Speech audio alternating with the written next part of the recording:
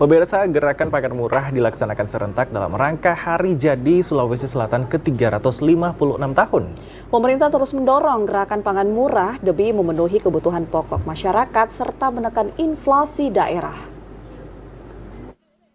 Gubernur Provinsi Sulawesi Selatan Andi Sudirman Sulaiman melaksanakan gerakan pangan murah serentak di 24 kabupaten kota secara virtual yang dipusatkan di halaman TVRI Sulawesi Selatan, diikuti segenap bupati dan wali kota bersama Forkopimda dan jajaran OPD terkait. Gerakan pangan murah untuk Kabupaten Bone dilaksanakan di halaman Dinas Ketahanan Pangan yang menghadirkan komoditi bahan pokok dari jajaran Dinas Perikanan, Peternakan, Industri, dibantu UMKM dan Bulog yang dihadiri Bupati Bone dan Forkopimda bersama segenap OPD terkait. Kegiatan pangan murah disambut positif warga.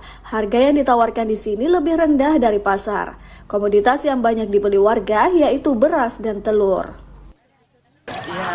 Alhamdulillah dengan diadakannya gerakan pangan murah ini, saya selaku ibu rumah tangga sangat berterima kasih karena selain bahan-bahan yang disediakan itu bahan yang disediakan berkualitas, harganya pun terjangkau. Kita sebagai ibu rumah tangga sangat senang ya karena harganya betul-betul sangat terjangkau.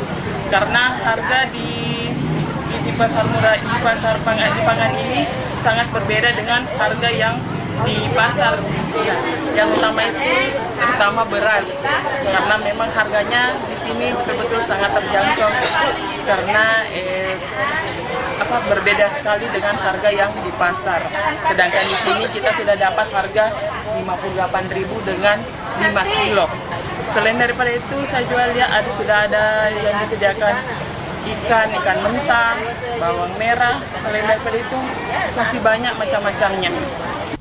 Harapan masyarakat gerakan pangan murah dilaksanakan tidak hanya jika ada rangkaian peringatan, namun bisa menjadi rutinitas minimal sekali sebulan.